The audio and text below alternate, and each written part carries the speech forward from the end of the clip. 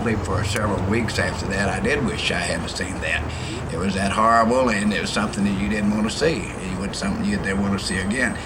Then, but I told him also that it did happen, and it had happened, and it's over. It's been history now, and I'm not sorry that I was there that day, because for the first 25 years of this anniversary here, I had many people that call me from all parts of the country, writers, magazine authors, and just people in general, and want me to talk to me about this, and I never would talk to them. Now, I didn't. The reason I wouldn't talk is because I didn't care to discuss it. It was just an ongoing thing, and it was day in and day out. And honestly, folks, I was getting a lot of calls, and so I just chose not to even discuss it. I just said I was there, and I don't want to talk about it. And I still was remorseful for a number of months and maybe even years about saying that. And so I didn't feel like that me talking about it was going to help the situation. But after the first 25 years, when I first participated in one of these symposiums like I did 5 years ago, and then the reason I did is I have two sons, and they said, Dad said, you are part of history, and at least you should talk to them, and you should be involved. Because if you don't want to do it for yourself, you can do it for your grandkids. And that might be the reason I'm here today. You know, I guess I am part of the history by saying that, regretfully so. But it was a sad day for Dallas, and people talked about Dallas being a city of hate, and a lot of you folks I've visited with and things. And I've heard people say they still don't like Dallas, but they're getting to know Dallas better. Well, I was born and raised in Dallas, and certainly I'm partial to Dallas. And I was standing right across the NOLA where I heard 3 shots, what I heard.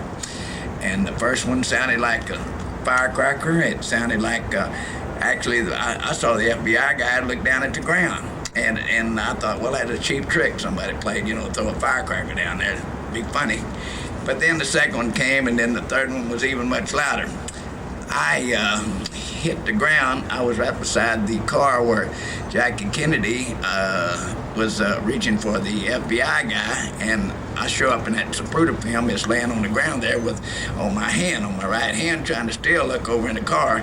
I saw, of course, all the blood and Kennedy fall over and everything. I was still trying to look up to see what I could see. But the reason I hit the ground is because of a cop on a motorbike laid his bike down right there in front of me, just a little ways past me, skimming. And it looked straight at my direction, but I thought he was looking at someone behind me.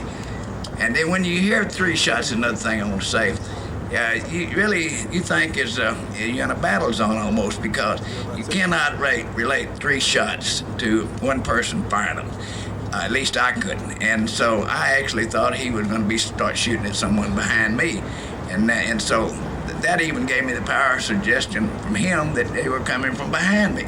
So I honestly don't know where them shots came from. I cannot no more say they came from up there or behind me or over here or where, but I just do believe to this day there was more than one shooter. And I just learned something by being involved this week. I talked to a guy that was a gun expert down there, and he brought out a subject about a clip, that you had to have a clip for that gun. I always under the impression he was putting them in there one at a time, and he talked about that clip, and the way the clip didn't even show up till a year later. Well, that's strange. They found them 3 bullets right all together, right in one spot. He showed us how they eject them shells, and they jump all over everywhere. They don't lay down there in one spot. So, along with a lot of you folks, I guess I'm still learning too, and I'm certainly want to be involved, because I think the truth should come out one of these days. I don't think it's ever happened.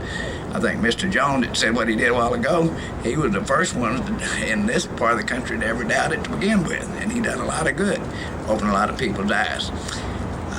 That's probably all I really have to say, Peter. Unless you want to say. Thank you. Malcolm Summers.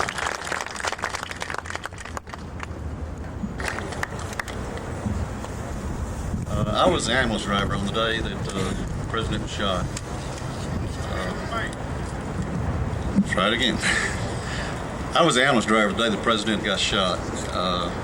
Those who saw the movie JFK, we had picked up a person over here on the corner right across from this jail, about where the doors are that's open now.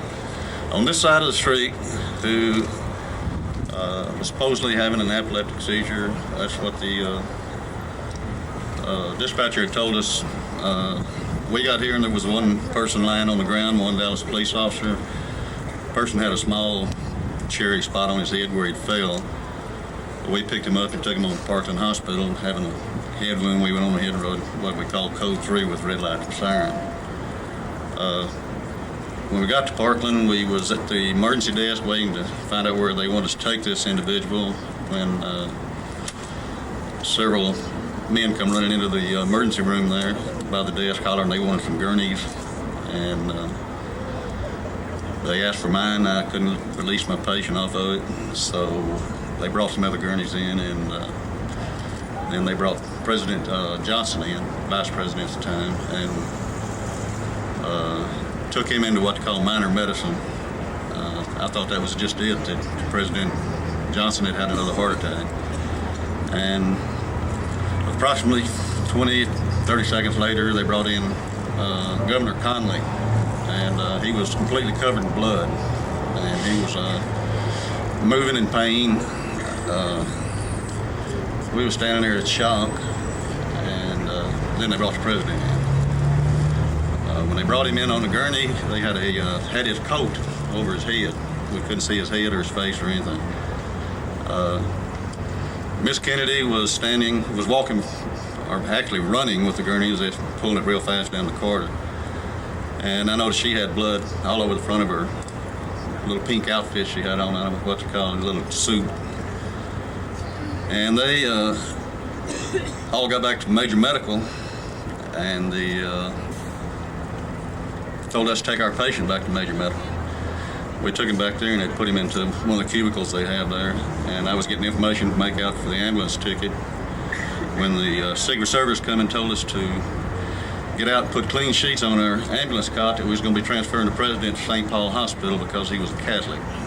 So they escorted us out to the ambulance. We put clean linen on the cot and went back in, and we stood by for approximately 45 minutes, and they come up and asked us if we work for a mortuary, and I said, yes, we do. And they said, we're going to need a casket. The president's going to be transferred back to Washington, D.C.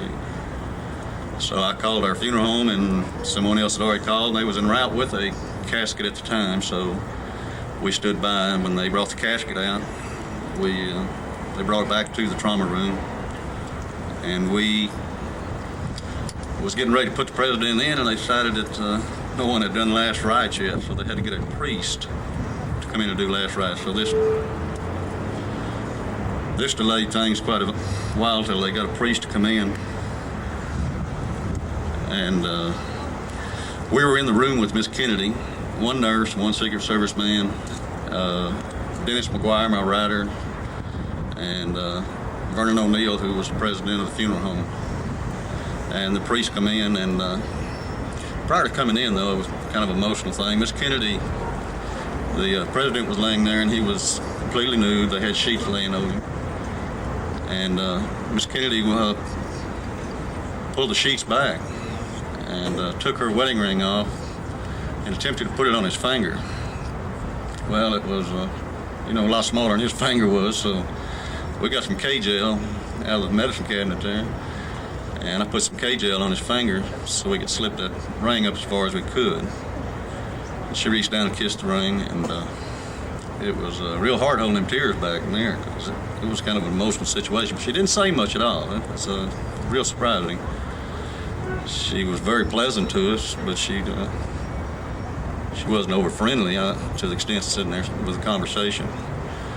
The priest came and blessed did the last rites, and they told us to go ahead and put the president in the casket.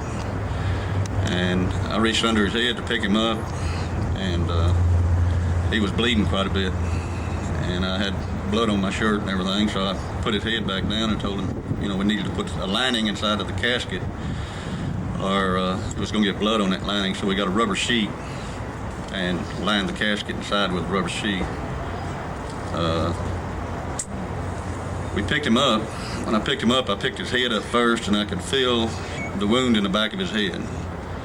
The wound was a sort of a large wound. You could feel you knew there was pieces of skull missing because you could feel the brain on the hand, and you could feel the jagged edge of the skull into your hand. I mean, it wasn't painful, it was just noticeable. We finally picked him up and put him in the casket. Prior to that, I'd asked the nurse that was in there about the cut in his throat. And I commented to her, I thought that was a pretty floppy looking trach.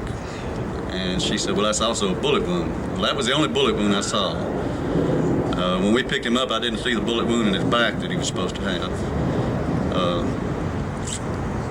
So basically that was the only wound that I did see was the wound in the throat. And I felt the wound in the head, of course. And the wound definitely was in the back of his head, not below the neck. And it was a very large wound. There was quite a bit of skull missing out of it. Well, the Secret Service come in and said, let's go, we're leaving. And so we started out of the emergency room with him, out of the trauma room, and the state law says anyone killed in the state of Texas, you have to do an autopsy on them. So by state law, they was going to make us keep the body there to do an autopsy, and the Secret Service and FBI decided we was going to leave with it. So there was quite a scuffle going on in the emergency room between these agencies in order for us to get this casket out. There was a lot of pushing, shoving, and a whole lot of cussing going on. Cussing each other and blaming each other all through the deal that was there. And we finally managed to get him out to the hearse, got him in the hearse. Miss Kennedy decided she wanted to ride back there with him, so we had to put a casket in at an angle in order to lift this seat up for her to sit down there.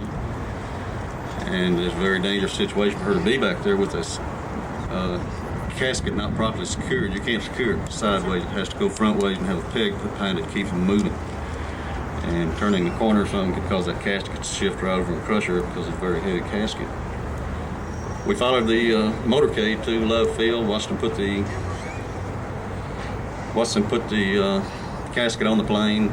They brought our hearse back to us, and we cleared. And basically, that's about as much as I can tell you right now. I want to thank everybody for coming out, and I hope you enjoy your stay. Those of you from out of town here in Texas, thank you. Thank you all. I've been asked to, I've been investigating this thing since the day it happened. And I've been asked if I would maybe give you a little bit of details, especially since most of you all are visitors, as to some of the things that went on in Dealey Plaza. Louder, okay. One of the first points I'd like to make is that most of you were probably around here for the dedication, and if you did, you noticed the incredible police presence here. There were policemen on the county courts building and the jail building and the depository. I noticed they even had somebody on the Hyatt Regency. The point I want to make is that we tend to lose sight of the fact that the motorcade through Dallas on November the 22nd, 63 was the second motorcade of that day. There was a motorcade earlier in my hometown of Fort Worth that morning, and I want to tell you that the security for that motorcade resembled the security in Dealey Plaza here today. There were police on buildings, there were police on overpasses. All the overpasses were cleared. I even had a friend that worked in a building overlooking the motorcade route, and he told me that the police ran in and ordered that all the windows be closed overlooking the motorcade route. And why am I telling you all this? Because none of this happened in Dallas, Texas. The Dallas authorities asked to participate in the security. Captain Fritz asked to ride behind the president's car with his detectives who knew the city and who knew the danger places. And he was told, no, we don't need your help. Motorcycle outriders were ordered to ride to the rear of Kennedy's car, preventing them from shielding him. It was a very unusual situation. The 120-degree turn here from Houston on to Elm Street was a direct violation of Secret Service regulations, which stated you would not make a turn greater than 90 degrees, and if you made a turn of 90 degrees, you would have security agents stationed at that point. This was not done. Now, when the motorcade came down here, there was a total confusion. In preparation for this 30th anniversary, I went back and dug through my old yellowed copies of the original newspapers from that day and the next day here in Dallas-Fort Worth, and it's fascinating to read what was initially reported. Star Telegram said that the president was shot in the right temple, and that the shot came from the area of the Triple Underpass. UPI, quoted in the Fort Worth Press, said that Secret Service agents said there were 3 bursts of automatic rifle fire from the grassy knoll where police ran to see what was going on. This is all true. The next day, early in the morning, on the Saturday morning, the Dallas Morning News quoted the district attorney here, Henry Wade, as saying my office is developing evidence of a vast conspiracy and will not rest until every single individual is brought to justice. Of course, by that afternoon, it was, well, Oswald did it all by himself. So what happened here? The original statements of witnesses, of the police, of the Secret Service, all of this was drowned in official pronouncements. Just like Dr. Aguilar was mentioning how that the questions today and the contradictions and the contrary evidence of the medical things are being drowned by official pronouncements. Let's look at some of the witnesses. Early on, the frame of the discussion seemed to be, well, did shots come from the depository or did they come from the grassy knoll? And I'm here to tell you they came from both. All you had to do was consider the witnesses. The majority of people standing around by the depository said shots came from that area. The people low in the plaza all said the shots came from this area down here, and the ones that really impressed me were the people who were standing approximately where we are, right along here and right up along here. They were in between. A.J. Milliken was a combat veteran of World War II, had been in the Marines, had been behind enemy lines. If anybody knew gunshots and how to gauge where they were coming from, it was Milliken. And what did he say in his sheriff's report of that day? He said there was 2 shots from this direction and 3 shots from this direction. And that, my friends, is the truth. And when you study the medical evidence, when you study the witness testimony, when you look at the Zapruder film, it's quite obvious that there were multiple gunmen, okay? Oswald, regardless of his involvement, did not act alone. And by dictionary definition, that is a conspiracy. So why don't we know about this conspiracy? Because there has been a very carefully orchestrated and continuing cover-up on the part of federal authorities. Ed and Wayne Hartman were supposed to be here today. If they were, they would tell you the same story. They heard the shots and came across the grassy area, ended up down here where a policeman and a deputy sheriff was guarding a furrowed up place in the ground. My own newspaper, the Star-Telegram, carried a picture of this on Saturday and said this is where a bullet had struck the ground on the south side of Elm Street. In their FBI report of that day, well, we got to wait for the fire department to get back. On their FBI report, which is still in the public files of the National Archives, they said that they asked about this furrow. They were told it was where a bullet had furrowed up the ground, and they were quoted as saying that the bullet furrow lined up with the Texas School Book Depository. Okay, fine. The problem is, in 1985, when I contacted the Hartmans and read their FBI report to them, they were shocked and amazed. They said, that's not what we said. The furrow lined up with the grassy knoll. Okay? There we go, folks. You cannot trust the basic evidence in this case.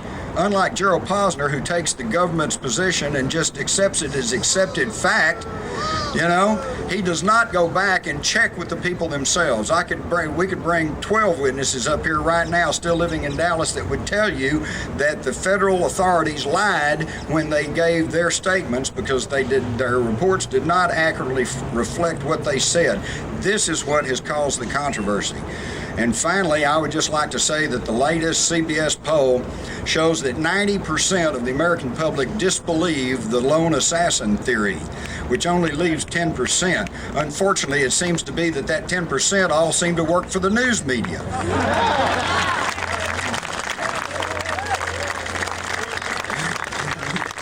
In fact, I notice a lot of people here with cameras and tape recorders and all like that, and that's fine, and I venture to say that there's no major media covering this right now. And yet we've got people who are here. Yeah, they're in the helicopter maybe. And if they were covering it, they'd go back and write a story that would say, conspiracy buffs swap tails on the knoll. this is the problem in this case, and I know that a lot of you are here, you're concerned. We've heard a lot of statements being made today. You're going to hear more, and I'm sure the question in your mind is what can I do about this, okay? Well, here's what you can do. Go back to your respective homes, whether they're in England or Australia or Canada or somewhere up north or in the Midwest or California, and call up your newspaper, call up your local TV station, write them a letter and hold their feet to the fire. Make them do what they claim they do. They wrap themselves in the First Amendment, and by the way, was a print journalist for a quarter of a century, so I know what I'm talking about, and I'm not, talking out of school. I've been there, I've watched it in operation, and I know what the problem is. They will pay more attention to you as a private citizen calling up saying, I want the truth, than they will to me or to any of the witnesses or to anybody that tries to hold a news conference. So you go home, you talk to your friends and neighbors, you tell the truth of what's going on, and then write your media, hold their feet to the fire, and make them do what they claim that they're supposed to do, which is to be the watchdog of the public. And I thank y'all for your opportunity to speak.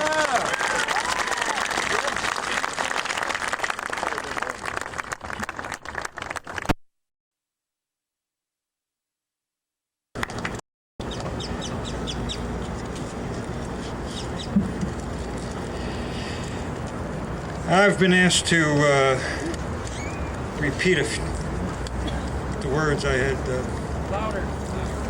Excuse me. I'd been asked to repeat some of the things I said the other night at the candlelight vigil. So I hope you,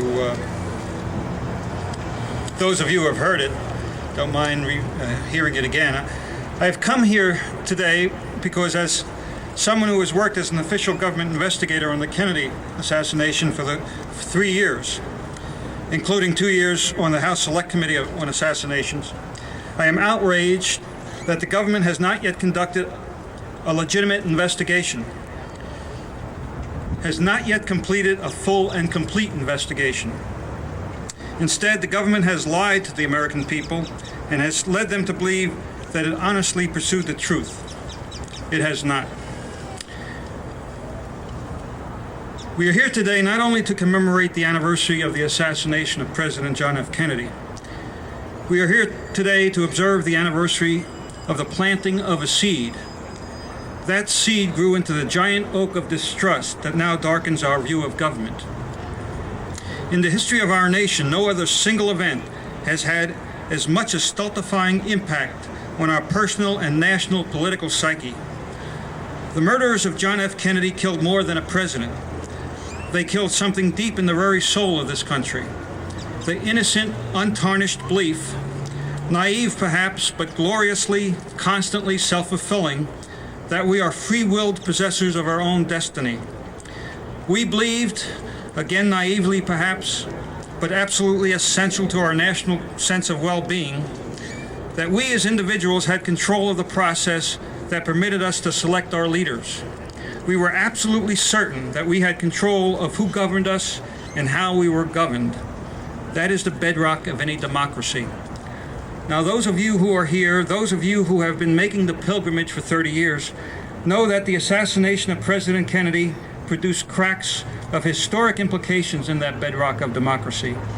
The democratic process is wedded to the concept that those who govern us must do so under the laws and restraints that we have imposed. That concept was abrogated by the conspirators who killed President Kennedy. And of course, there was a conspiracy. Despite the continuing efforts by the major media, the establishment pundits, and the recently arrived opportunists who continued in their collusion to convince the American people that black is white, the overwhelming evidence of a conspiracy remains. That is why most Americans still believe there was a conspiracy.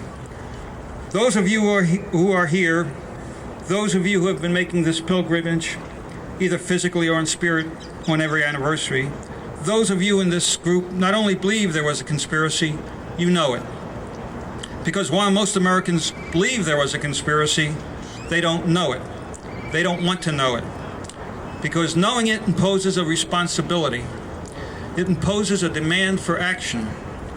But you know that. You have chosen to know it. You have chosen to battle the national sense of hopelessness and apathy towards government that President Kennedy's murder has engendered. And you have chosen to demand that government conform to the democratic process, that those who are the elected caretakers of our government, adhere to the law and give priority, absolute priority, to the rule of the law, without secret hearings, without secrecy agreements, without the secret agenda of men who think their patriotism is superior to the democratic process. The men who killed President Kennedy came from the same seed as the men who were arrogant enough to commit the illegalities of funding the Contras in Nicaragua, the deceptions and concealment of human rights abuses in El Salvador, the $5 billion secret arming of Iraq, the Star Wars fraud that produced that Orwellian explanation by the Secretary of Defense that, quote, deception did not take place, although a program to practice deception existed. How far have we come down that Orwellian path since the Kennedy assassination? How far have we come from the basic purity and innocence of that concept of democracy embodied in our Constitution? Much too far. We have been taken too far by those powers who were involved in or acquiesced to the conspiracy to murder President Kennedy. I believe that those of us who are here, those of us who have made the pilgrimage for so many years, those of us who know there was a conspiracy, have more than a responsibility. We have a mission. That mission is to lead all those Americans who believe there was a conspiracy into knowing there was a conspiracy. We have a responsibility to lead them into their own individual study of the facts, into their own individual analysis, in order to recognize that there is indeed overwhelming evidence of a conspiracy, and lead them not to rely on the government or the media for their conclusions. I firmly believe that the future of this country depends on the majority of Americans going beyond believing there was a conspiracy to knowing there was a conspiracy. The future of the democratic process depends on it. The future of our individual freedom demands it. Thank you.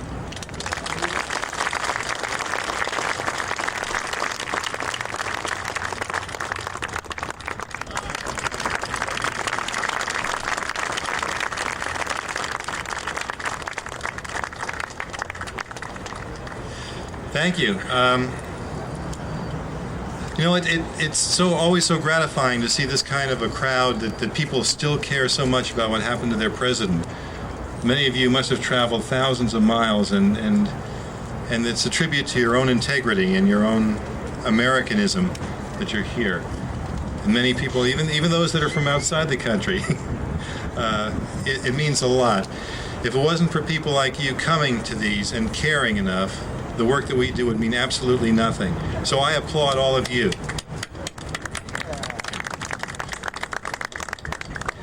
I wasn't really prepared to speak about anything in particular, and as a matter of fact, I wasn't even sure I was going to be able to come here, but I was asked to speak about the alteration of photographs. And I think the most important photographs to talk about alteration with are the autopsy photographs. When I worked for the House Assassinations Committee. I was their staff photographic consultant for the full life of the committee. And the first thing I asked to do when the committee actually got going was to view the autopsy materials. And upon seeing them, I was absolutely shocked because they showed exactly what the Ramsey Clark panel said they did, and totally intact rear of the head.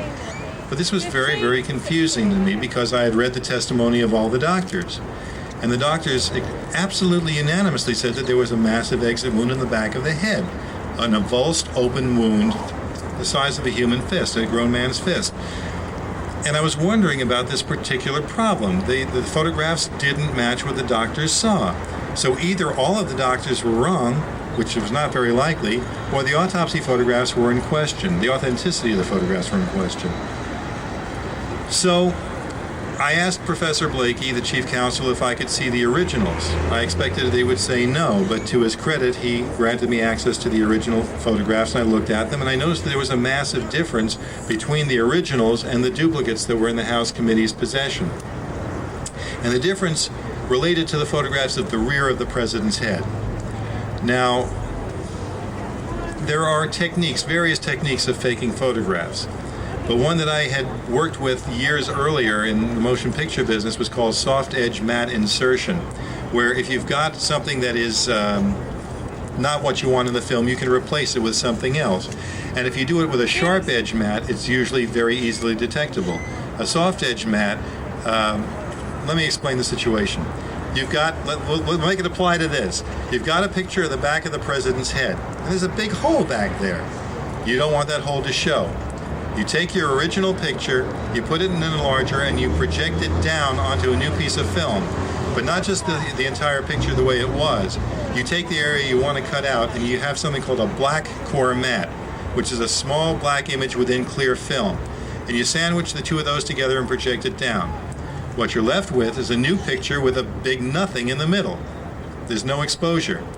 Then you take an insert area, say of the back of somebody else's head, an intact head, and you sandwich that with a contact negative of the original matte, which is now a clear core matte. So you've got a little clear hole with black all around that, and you project that down on the final image, and you've got an insert that is undetectable. There's no sharp edge, and if you've matched it right and if the exposures are correct, you can't detect it. And that's what I thought I saw. And I wrote to Professor Blakey, I wrote a formal memo, and I suggested that we get the Dallas doctors and the autopsy materials together. And he said, well, we can't do that. I said, well, why not? He said, well, suppose he said we can't take the original photographs and send them down there. They're priceless. I said, well, you wouldn't take originals, take one of your spare duplicate sets down there. He said, well, we can't do that. Suppose there's a plane crash and the photographs fly all over the place and somebody gets them and the National Enquirer prints them. Well, I guess this is a lot worse than trying to solve the murder of the president.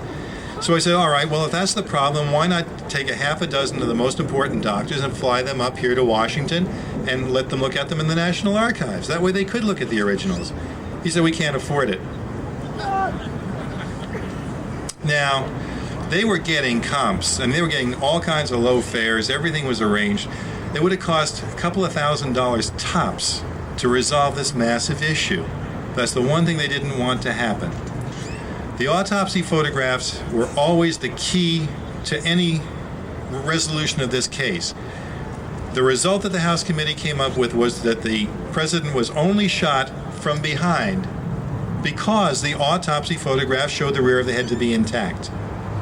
That is the only piece of evidence that made them think that the shot that was fired from the front missed. It didn't miss. When the House committee broke up, at the end of 2 years of investigation, Professor Blakey and company still would not allow the autopsy photographs and the x-rays, photographs, x-rays, and the doctors to be in the same place. So we did what he would not do. Ed, are you here? Ed Cherini? Ed? Well, my partner, Ed Cherini, who worked on the tape with me on JFK, The Case for Conspiracy, we came down here and we found many of the doctors, and they were very open and very free. They granted interviews, and we taped them. And every last one of them said that when they saw the president's body, the rear of the head was gone, blasted out. Exactly what they said in 1963, exactly what they said in 1964, and all through the years. They have not changed their stories. Now, many of these doctors are very, very conservative. They believe the Warren Report. Most of them haven't read it, but they believe the Warren Report. They believe Oswald was guilty. But what they remember, what they saw, disproves the fiction. And that is key to this case. The rear of the head was gone. We spoke to almost every doctor. We spoke to nurses. We spoke to witnesses here in the Plaza, Beverly, for one. And we spoke to people from Bethesda. We spoke to an FBI agent, Frank O'Neill, who signed for a bullet during the autopsy. We spoke to all of these people, and not one disagreed. The autopsy photographer, the autopsy x-ray technician, both said this is not the head they saw, and it's not the work that they did. So if all the Gerald Posners of the world lined up end to end, it wouldn't make a damn bit of difference with all their hypothesizing. The people who were here saw it. The autopsy photographs are key to this case. the president was shot from the grassy knoll. And all the lies in the world are not going to change that. And as long as people like you come out here to see and learn and give your input to something like this, the other side will never win. Thank you.